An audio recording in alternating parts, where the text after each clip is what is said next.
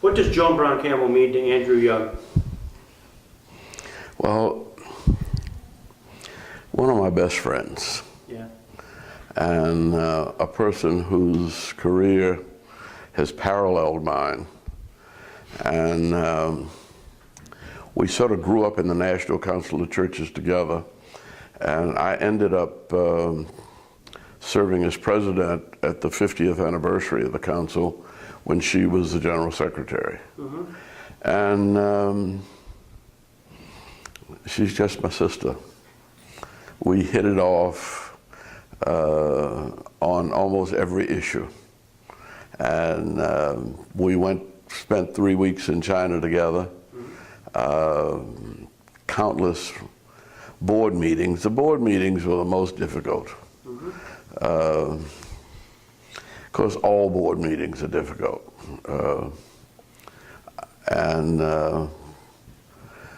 But she's a wonderful woman. Can I have that? All right, what would you say to Andrew Young? What would I say to him after that? Yeah. Thank you. I would say that he has given me many wonderful memories. That trip to China was remarkable. And watching him speak to the Chinese authorities, because he was a diplomat, he was trained, he knew exactly what to do. I mean, what I most remember on that trip was when he was preaching. And when he finished his sermon, a huge crowd, all Chinese people, when he finished his sermon, they booed. And we all went, what? And so I said to the host, I said, of course, we are not speaking Chinese, so we don't know. And I said, what's the problem? And they said, he didn't talk long enough. They want him to talk longer. And their way of, they said, in this church, partly because church was a safe place for people at one point if they were in a service. And so he had to talk for another 45 minutes. I still remember that. Then they clapped, stood up, clapped. But they wanted him, they didn't want a short sermon. And he said, my whole life people want short sermons, and all of a sudden they want a long one.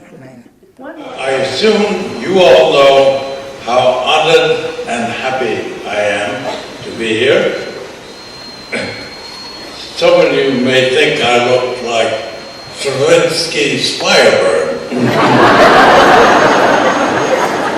But it's a role that was given me when I left Riverside, and I thought I ought to overcome my natural shyness. And finally, by way of explanation, may I say that 4 years ago, when I suffered a stroke, I tried to console myself with Mark Twain's observation about Wagner's music. It's better than it sounds.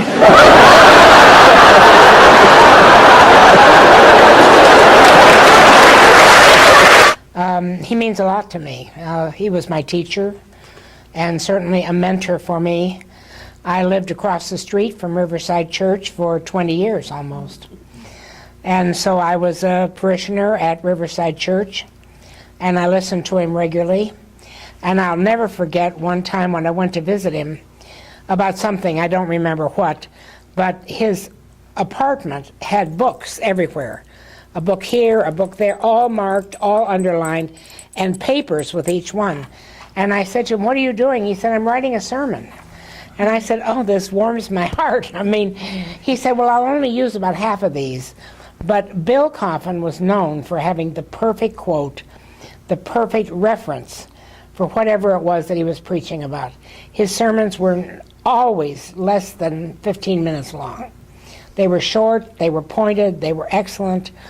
In many ways, he was a teacher for me about preaching, but most of all, he taught me about living life. I mean, he lived a real life, not always a traditional life, but he was God's man all the way. Hero of the ecumenical interfaith movement. Well, you know, I got to thinking about when you said that's what I said, and I don't doubt that's what I said.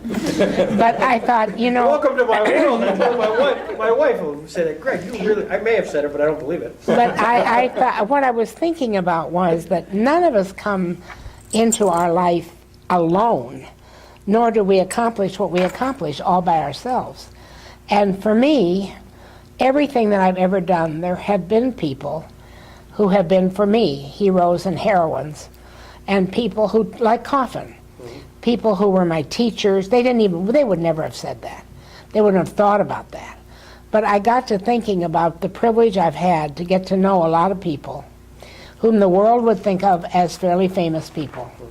But in the long run, what they really were people who, they were teachers, and they were mentors.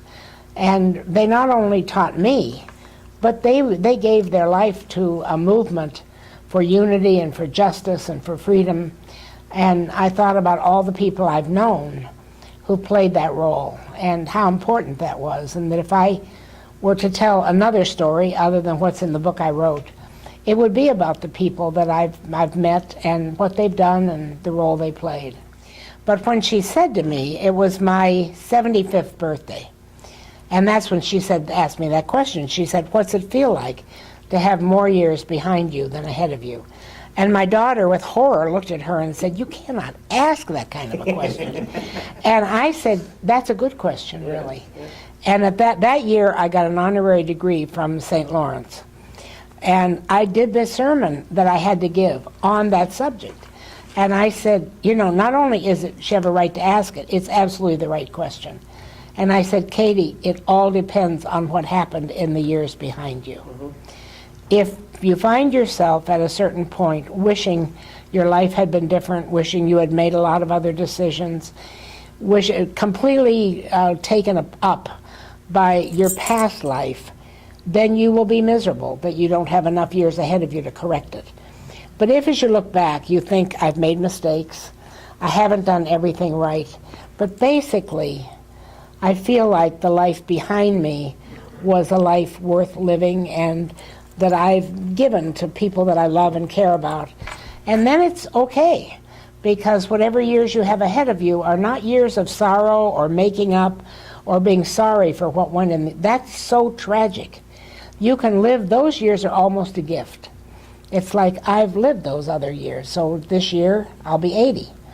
And so it's like thinking, okay, those years behind me are good years, and I can look back on them and feel good about them. Not because I did everything right or holy or proper or any of those things, but because I feel all right about them. And for me, it was a great question. It made me think about it. What's the Joan Brown legacy? Well, I hope what the Joan Brown legacy is that Christianity matters. That Christianity is not a narrow religion, but that it's a bold, brave, and big world, compassionate religion. I'm hoping that Joan Brown's legacy will be that people that are people of color, people that are gay, lesbian people, that all of these people are God's people, and that we've made real groundwork in terms of being open. And those would be wonderful things if people thought that maybe this was true. I don't see Chautauqua going into a narrow mode. I do not see that. I think we've passed that. I think the fact that we're welcoming people of many faiths, and I suppose my most profound legacy would be that people will believe that they can be Christian and respect the faith of other people. And I think that would be a very big legacy if that could happen, that you can be fully Christian, profoundly Christian, and still believe that you have no need to change the faith of somebody you're looking at. You can respect their religion for what it does for them. Joan Brown Campbell.